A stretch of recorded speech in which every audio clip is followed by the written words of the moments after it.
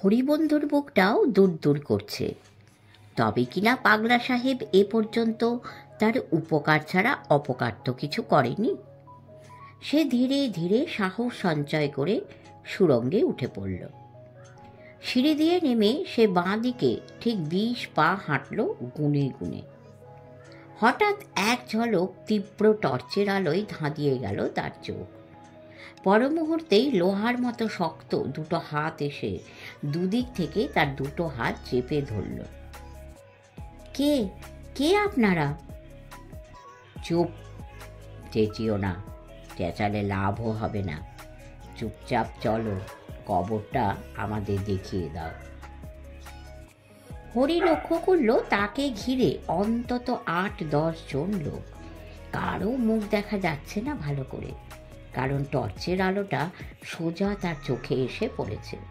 সে বলল, কি চান আপনারা? বলেছি তো, কবরটা। কবর? আমি কবরের কথা কিছু জানি না। একটা বেশ নিরুত্তাপ মোলায়েম কণ্ঠস্বর বলল, আমরা সবই জানি হরি, আমাদের সঙ্গে চালাকির চেষ্টা করো না। কবরটা দেখিয়ে দাও, তোমাকে আমরা ছেড়ে দেব, কিছু পুরস্কারও দেয়া হবে। আর না দেখালে? দুঃখের সঙ্গে এই সুড়ঙ্গে আমরা আর একটা কবর খুঁড়ব, সে খবর তোমার। আর তোমার ওই চোর বন্ধুটিকে আমরা টুকরো টুকরো করে শেয়াল শকুনকে খাওয়াবো। আমাদের সঙ্গে সে চূড়ান্ত বিশ্বাসঘাতকতা করেছে, কিন্তু তার ব্যবস্থা পরে হবে। এখন কবরটা আমাদের আগে দরকার। এতগুলো লোকের হাত থেকে নিস্তার পাওয়ার কোনো আশাই নেই। হরি খুব দ্রুত চিন্তা করতে লাগলো। তারপর বলল, ঠিক আছে, আমার হাত ছেড়ে দিন আর আপনারা আমার পিছনে আসুন। হাত ছাড়া হবে না, আমাদের বোকা পাওনি। হাত না ছাড়লে আমি রাস্তা গুলিয়ে ফেলবো। খুব হিসেব কষে গুনে গুনে পা ফেলতে হবে, হাত ধরা থাকলে সেটা সম্ভব নয়। আচমকায় দুটো হাত ছেড়ে দেওয়া হলো হরি। মোলায়েম কণ্ঠস্বরটি বলল, ছেড়ে দিলাম, কিন্তু মনে রেখো তোমার দিকে 3টে রিভলভার তাক করা আছে। হরি বিরক্তির সঙ্গে বলল, বন্দুক পিস্তল দিয়ে সব কাজ উদ্ধার হয় না। টর্চটা নিভিয়ে ফেলুন, আমার অসুবিধে হচ্ছে। কি জানি কি ভেবে টর্চধারী হঠাৎ বাতিটা নিভিয়ে দিল, কিন্তু এমনভাবে 8-10 জন লোক হরিকে ঘিরে রইল যে তাদের শ্বাস তার গায়ে লাগছিল, তাদের শরীরের উত্তাপও সে টের পাচ্ছিল। যতদূর সম্ভব হিসেব কষে হরি যেখানে এসে দাঁড়ালো সেখানে নিরেট দেওয়াল। হরি একটু ভাবল, তার গোনায় কোনো ভুল হয়নি তো। মোলায়েম কণ্ঠস্বর আবার জিজ্ঞেস করল, কি হলো? আবার সিঁড়ির গোড়া থেকে আসতে হবে, রাস্তাটা ভুল হয়েছে। চালাকি ছাড়ো। হরি দৃঢ় স্বরে বলল, আপনাদের জন্যই তো এমন হলো, এবার আমাকে নিজের মনে কাজ করতে দিন, আপনারা তফাতে থাকুন। বেশ ফন্দি। ফন্দি মোটেই নয়, আপনারা ভালোই জানেন আজ পালাতে পারলেও কাল আমি ফের আপনাদের হাতে ধরা পড়ে যাব। আমি পালাবো না, ভয় নেই, কিন্তু একটা কথা, কবরের মধ্যে পাগলা সাহেব কিন্তু জেগেই বসে থাকেন। মৃদু একটু হাসির তরঙ্গ ছড়িয়ে গেল সকলের মধ্যে। মোলায়েম কণ্ঠস্বরটি বলল, বেশ তো, 100 বছর আগেকার একটা মরা যদি সত্যিই জেগে থাকতে পারে তবে তার একটা ইন্টারভিউ নেওয়া যাবে। আরেকজন একটু স্তিমিত গলায় বলল, পাগলা সাহেব আর জেগে থাকবেন না, থাকলেও তাকে চিরদিনের মতো ঘুম পাড়িয়ে দেওয়া হবে। হরি একটু চমকে উঠল। সিঁড়ির গোড়া থেকে হরি আবার পা গুনে গুনে হাঁটতে লাগলো এবং কিছুক্ষণ পরে আবার গিয়ে ঠেকলো নিরেট দেয়ালে। এবার কি হলো? হরি মৃদু স্বরে বলল, হচ্ছে না, গুলিয়ে ফেলছে। নাকি চালাকি করছো? তাতে লাভ কি? আবার দেখছি, ধৈর্য ধরুন। ধরছি। হরি অন্তত 10 বার চেষ্টা করল, একবারও কোনো রন্ধ্রপথ আবিষ্কার করতে পারল না। অথচ কাল রাতে চটাস করে তার গালে একটা চড় এসে এত জোরে ফেটে পড়ল যে চোখে কিছুক্ষণ অন্ধকার দেখল হরি। মোলায়েম গলা বলল, হাঁটি হাঁটি পায়ের খেলা এবার বন্ধ করো। আমরা সেই ছড়াটা জানি, ছুটেও না, হেঁটেও না, সাপের মতো, কাছেও নয়, দূরেও নয়, গভীর কত, আলোও নয়, অমাও নয়, যাই যে দেখা, আজও নয়, কালও নয়, ভাগ্যে লেখা। কি ঠিক কিনা? হরি জবাব দিল না, গালে হাত বোলাতে বোলাতে মনে মনে ফুঁসতে লাগলো। মোলায়েম গলা বলল, আমরা ভাগ্যে বিশ্বাস করি না, আমরা কাজে বিশ্বাসী। এই ছড়াটা একটা সংকেত। আমরা যেখানে যেতে চাইছি সেখানে পায়ে হেঁটে যাওয়া যাবে না, যেতে হবে সাপের মতো বুকে হেঁটে। আর জায়গাটা গভীরে, অর্থাৎ নিচু কোনো গর্ত বা পাতাল ঘরে। সুতরাং তোমার চালাকিটা খাটছে না। মাঝে মাঝে টর্চের আলো জ্বলে উঠছে, সেই আলোর আভায় হরি লোকটাকে বুঝবার চেষ্টা করলো। গলাটা যেমন নরম, চেহারাটা অত নয়, বেশ লম্বা চওড়া শক্ত কাঠামোর চেহারা। দলের সবাই যে তাকে ভয় পায় তাতে সন্দেহ নেই। সে ছাড়া আর কেউ কোথাও কথা বলছে না। মোলায়েম গলার স্বর শোনা গেল আবার, কি চুপ করে দাঁড়িয়ে রইলে যে? আমার কিছু মনে পড়ছে না। ঠিক আছে, যখন মনে পড়বে তখন আমাদের ডেকো। ওরে, একে নিয়ে যা। সঙ্গে সঙ্গে সাঁড়াশির মতো দুটো হাত এসে তার দুই বাহু ধরল। পিছন থেকে কে যেন তার মাথার ওপর দিয়ে একটা টুপির মতো জিনিস পরিয়ে সেটা টেনে নামিয়ে দিল গলা অবধি। মুখ চোখ সম্পূর্ণ ঢাকা পড়ে গেল হরির। পিছমোড়া করে তার দু হাতে একটা হাত করা পরানো হলো খট করে। তারপর তাকে টানতে টানতে কোথা থেকে যে কোথায় নিয়ে যেতে লাগলো এরা, তা বিন্দুমাত্র আন্দাজ করতে পারল না সে। সুড়ঙ্গটা যে ভয়ঙ্কর জটিল এবং পিঁপড়ের বাসার মতো অনেক অনেক ভাগে বিভক্ত তা জানে হরি। এখানে হারিয়ে গেলে ফিরে আসা খুবই কঠিন। অনেক সিঁড়ি ভেঙে নামতে হলো তাকে, ডাইনে বাঁয়ে অনেক পাক খেতে হলো। মিনিট 10 বাদে একটা জায়গায় তাকে দাঁড় করিয়ে ছেড়ে দেওয়া হলো হাত। তার কিছুক্ষণ পরেই একটা দরজায় তালা দেওয়ার শব্দ হলো। হাত করা দেওয়া হাত দুটো পায়ের তলা দিয়ে গলিয়ে সামনে এনে ফেলল হরি। মুখে ঢাকনাটা খুলে চারিদিকে চাইল। অন্ধকারে যতটুকু বোঝা গেল, এটাও একটা নিশ্ছিদ্র গোল ঘর, গোলাকার ঘর। এই সুড়ঙ্গে অনেকগুলো আছে বোধহয়। হরি দরজাটা পরীক্ষা করে দেখল, খুবই মজবুত কাঠের দরজা। এই দরজা ভেঙে হাতিও বেরোতে পারে কিনা সন্দেহ। তাছাড়া বেরিয়েই লাভ কি? ওপাশে ওরা বন্দুক পিস্তল নিয়ে পাহারায় আছে। হরি মেঝের ওপর চুপচাপ উবু হয়ে বসে রইল। আশপাশ দিয়ে ইঁদুর দৌড়চ্ছে, আরশোলা গায়ে বাইছে। মেঝে থেকে একটা ভ্যাপসা গন্ধ আসছে নাকে। মাটির কত নিচে কোন পাতালে তাকে আনা হয়েছে তা বুঝতে পারছিল না হরি। কত রাত হয়েছে তারও আন্দাজ নেই। ছাতুর তালটা কখন হজম হয়ে গেছে। এতক্ষণে ঝুমড়ি বোধহয় গরম ভাতের থালা এনে তাকে খুঁজছে। হরি ক্লান্তিতে দেওয়ালের গায়ে ঠেস দিয়ে চোখ বুঝল। কখন ঘুমিয়ে পড়ল তা তার খেয়াল নেই। ঘুম যখন ভাঙল তখনও চারদিকে গাঢ় অন্ধকার। এই পাতাল ঘরে কোনো বাইরের আলো তো আসতে পারে না। ভোর হলো কিনা কে জানে। বড্ড খিদে পেয়েছে হরির, তার চেয়েও বেশি পেয়েছে তেষ্টা। খুব ভয়ে ভয়ে হরি অনুচ্চ স্বরে ডাকল, কেউ আছেন? আমার বড় জল তেষ্টা পেয়েছে। তার গলার স্বর গভীর ঘরটায় গম গম করে প্রতিধ্বনিত হলো। একটু বাদে দরজা ধীরে ধীরে খুলে গেল। মোলায়েম কণ্ঠস্বর বলল, জল নেই। এ কথায় যেন জল তেষ্টাটা আরো বেড়ে গেল হরি। সে বলল, আমার তো কোনো দোষ নেই, আমাকে আটকে রেখেছেন কেন? শুনেছি পাগলা সাহেব তোমাকে খুব পছন্দ করে।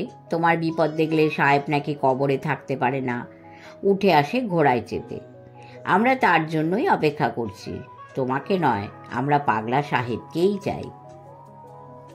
এই কথা আপনাকে কি বললো যে পাগলা সাহেব আমাকে পছন্দ করেন? কেন, তোমার চোর বন্ধু পটল দাস। তাকে কোথায় পেলেন? মোলায়েম গলা একটু হাসল, বলল,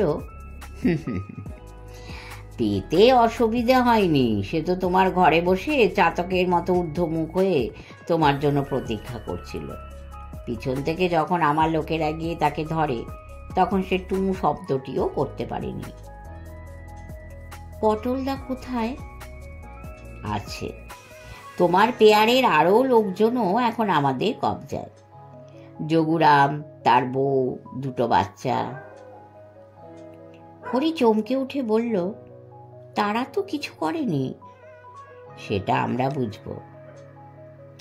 হরি হঠাৎ কাছাকাছি কোনো জায়গা থেকে একটা মেয়ের গোঙানি শুনতে পেল, সেই সঙ্গে দুটো কচি গলার ফোঁপানি।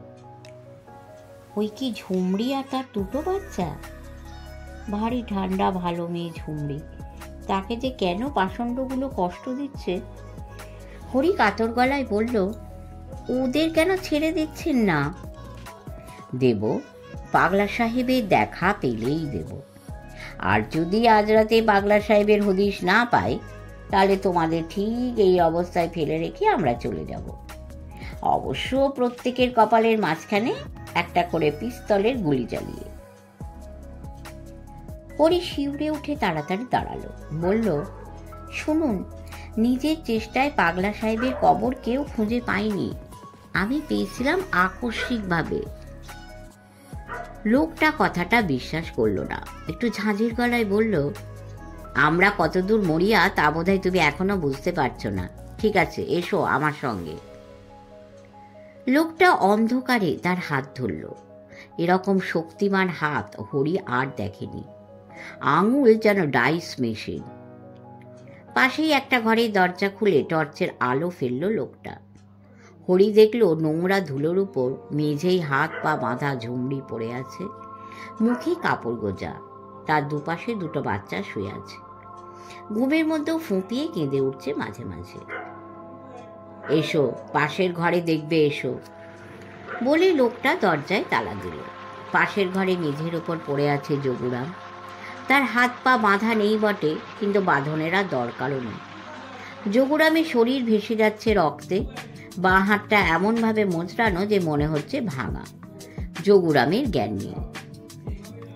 মোলায়েম গলা বলল, খুব ভালো লোক নয় এ, খামোখা আমাদের সঙ্গে গাজোয়ারি দেখাতে গেল। ইস, হয়তো বাঁচবে না। বেঁচে থাকা দরকারটাই বা কি? এসো, তোমার বীর পটলদার দশাও একটু দেখো। লোকটা আরেকটা ঘর খুলে আলো ফেলল। হরি অবাক হয়ে দেখল পটল দাসের দুটো হাত দুটো দড়িতে বাঁধা। সেই দুই দড়িতে ঘরের মাঝ বরাবর মেঝে থেকে অন্তত 7 ফুট ওপরে শূন্যে ঝুলছে। কপালে মস্ত ফোলা ক্ষতচিহ্ন, এখনো রক্ত গড়িয়ে মুখ ভেসে যাচ্ছে। চোখ দুটো ঠেলে বেরিয়ে আসতে চাইছে তার। শ্বাস টানা এবং ফেলার ঘোরতর শব্দ হচ্ছে। মোলায়েম কণ্ঠস্বর বলল, কাল রাতে আমার দলের কয়েকজনকে আনাড়ি পেয়ে খুব ঘোল খাইয়েছিল। জানতো না যে ওস্তাদেরও ওস্তাদ আছে। একটু বেশি বীরত্ব দেখিয়ে ফেলেছিল বলেই এই শাস্তিটা ওকে দিতে হলো। এতক্ষণ সহ্য করছিল হরি কোনো ক্রমে, কিন্তু এই দৃশ্যটা দেখার পর তার মাথায় একটা রাগের আর দুঃখের পাগলা ঝড় উঠল। ঝুমড়ি, দুটো নিষ্পাপ বাচ্চা, সরল যোগুরাম, পটলদা, এরা তো নির্দোষ।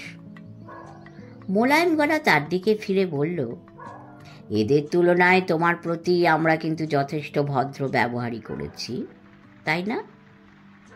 রাগে দুঃখে হরির মুখে কথা ফুটল না।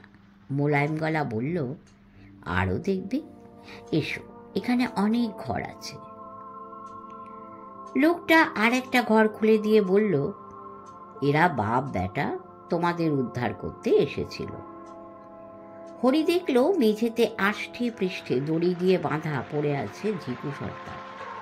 ঘরের এক কোণে মেঝের উপর হয়ে পড়ে আছে গোপাল, তার মাথায় এখনো ব্যান্ডেজ। জ্ঞান নেই কারো।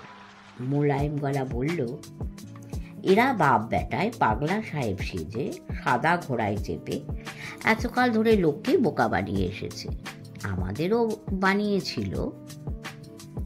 হরি অস্ফুট গলায় শুধু বলল, কিন্তু গোপালের যে জ্বর। জানি, তবে জ্বর তো আর মরে যাওয়ার পর থাকবে না, তখন গা একদম ঠান্ডা হয়ে যাবে। কিন্তু আপনি এদের কেন মারবেন? আমার কাছে মানুষ আর পিঁপড়েই তফাৎ নেই। বাঁচিয়ে রাখলে অনেক ঝামেলা। শত্রুর গোড়া থেকে যাবে, সাক্ষী থেকে যাবে। আমি যখন যা করি তার চিহ্ন মুছে ফেলি। তবে যদি কবরটা দেখিয়ে দিতে পারো তাহলে অন্য কথা। কি কথা? কবরটার সন্ধান দিলে তোমাকে পুরস্কার দেব বলেছিলাম। আমি বাজে কথা বলি না, তুমি এদের প্রাণ পুরস্কার হিসেবে পেতে পারো। লোকটার দিকে অন্ধকারে হরি চেয়ে রইল। মুখটা বোঝা যাচ্ছে না, কিন্তু লোকটা মানুষ না দানব সে বিষয়ে সন্দেহ হতে লাগলো হরি। হঠাৎ তার মাথায় কি দুর্বুদ্ধি চাপলো কে জানে। হরি তার হাত করা পড়া হাত দুখানা তুলে আচমকা লোকটার কপালে বসিয়ে দিল। অন্তত হরি ভেবেছিল তাই, কিন্তু অতিশয় ধূর্ত লোকটা কি করে যেন চোখের পলকে টের পেয়ে একটা হাত তুলে খপ করে হরির হাত ধরে ফেলল, যেভাবে সাপুড়ে বিষাক্ত সাপকে ধরে। আর সঙ্গে সঙ্গেই অন্ধকার আনাচ কানাচ থেকে ৮-১০ জন লোক ছুটে এলো। হরির মাথায় আগুনটা নিভল না। সে হাত নাড়তে না পেরে ডান পায়ে একটা লাথি ছুড়ল। লাথিটা শূন্যে ধাক্কা খেয়ে ফিরে এলো। ৩-৪ জন লোক পিছন থেকে ধরল হরিকে। হরি বুঝল এই খুনিরা এরপর তাকে আর আস্ত রাখবে না, মরতে যদি হয়তো লড়ে মরাই ভালো। হরি আর বাজবিচার করল না। অন্ধকারে শিকলে বাঁধা হাত আর দুখানা মুক্ত পা নিয়ে সে যথেচ্ছ চালাতে লাগলো চারিদিকে। অবশ্য চারদিক থেকে মারগুলোও ফিরে আসতে লাগলো। হরি মার খেতে খেতেও হাত করা পড়া হাত দুটো দিয়ে পট করে জড়িয়ে ধরল মোলায়েম কণ্ঠস্বরের গলাটা। তারপর সকলে মিলে একটা বিশাল মানুষের পিণ্ড পাকিয়ে গেল। সেই পিণ্ডটা গড়াতে লাগলো। একটু ঢালু জমি না? গড়াতে গড়াতে ঢালু বেয়ে নেমে যেতে লাগলো সবাই। কি যেন চেঁচালো, সামালকে, কিন্তু সামলানো যাচ্ছিল না। পিছল ঢালু বেয়ে তারা সকলে পরস্পরের সঙ্গে জড়াজড়ি অবস্থায় অসহায়ভাবে গড়িয়ে যেতে লাগলো। অন্ধকারে রন্ধ্রপথটা যে কত দূর গেছে কে জানে। ঝং করে বিকট একটা শব্দ হলো। কিসে এসে ঠেকলো তারা? ধীরে ধীরে লোকগুলো উঠে বসলো, চারদিকে তাকাতে লাগলো। হরি নির্নিমেষ চেয়েছিল কাঠের চৌকো দরজাটার দিকে। দরজাটা ধীরে ধীরে খুলে যাচ্ছে। না, বেশি নয়, সামান্য। আর সেই ফাঁক দিয়ে এক অদ্ভুত নরম মায়াবী নীল আলো এসে ভরে দিল সুড়ঙ্গ। মোলায়েম গলা অবাক হয়ে বলল, এ কি? হরিবন্ধু হতাশায় ভরা গলায় বলল, কবর, পাগলা সাহেবের কবর। দরজাটা ঝটাং করে খুলে দিল মোলায়েম গলার লোকটা। নিচে সেই গোলঘর, কাঠের বাক্স, একটা ডেক চেয়ার, সব যেন নীল আলোয় ডুবে আছে। ডেক চেয়ারে রোগা লম্বা মানুষটা আজও শোয়া, কোলে খোলা বাইবেল। লোকটা খুব ধীরে ধীরে উঠে দাঁড়ালো। তারপর ওপর দিকে চেয়ে গমগমে প্রতিধ্বনিত গলায় বলল, তোমরা কিছু চাও? দেবে যিশুর এই চিহ্ন? গলা থেকে আশ্চর্য সুন্দর একটা সোনার ক্রস খুলে আনলো লোকটা। ডান হাতে ক্রসটা উঁচু করে তুলে ধরল ওপর দিকে। এত দূর থেকেও দেখা যাচ্ছিল হিরে বসানো ক্রসটায় যেন বিদ্যুৎ চমকাচ্ছে। এসো, ধীরে ধীরে নেমে এসো, আলোর সিঁড়ি পাতা আছে, এসো। মন্ত্রমুগ্ধের মতো একে একে লোকগুলো নেমে যেতে লাগলো। হরি জানে সিঁড়ি নেই, সিঁড়ি ছিল না, তবু লোকগুলো যেন ঠিক সিঁড়ি বেয়েই নেমে যেতে লাগলো। কারো মুখে কথা নেই, মুখ বাক্যহারা, পলকহীন। নীলচে নীল ঘরের মধ্যে এক অদ্ভুত নীল আলোর সমুদ্র যেন।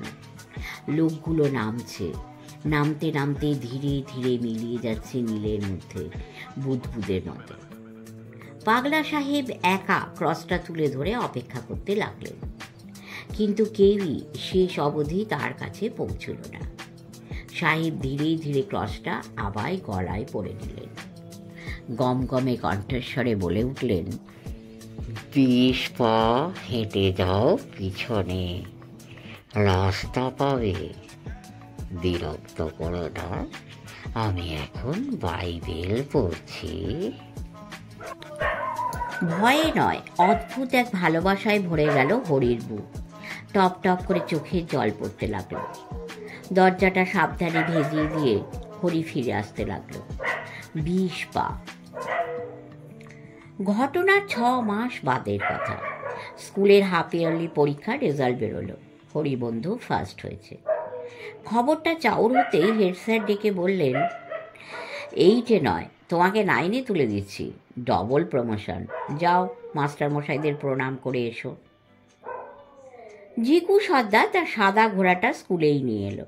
বলল, এটা চড়েই আজ বাড়ি ফিরবে, এটা তোমাকে উপহার দিলুম।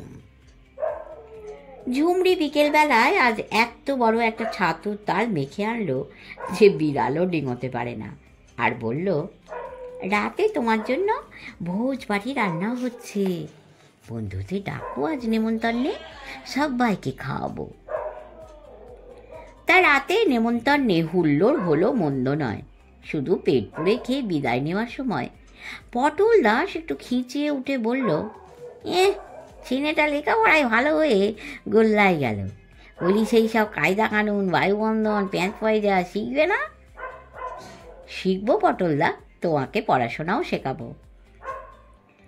তার রেজাল্টের কথা জেনে বাবা খুব খুশি হয়ে লিখলেন, এবার তাহলে তোমাকে পুরনো স্কুলেই ফিরিয়ে আনবো, আর কষ্ট করে মতিগঞ্জে থাকতে হবে না। হরিবন্ধু তৎক্ষণাৎ জবাব লিখল, পাশ না করে আমি মতিগঞ্জ ছেড়ে কোথাও যাব না। শেষ হলো পাগলা সাহেবের কবর। শীর্ষেন্দু মুখোপাধ্যায় একজন অতি স্মরণীয় এবং আমার খুব প্রিয় লেখক। আশা করি আপনাদের আমি মনোরঞ্জন করতে পেরেছি।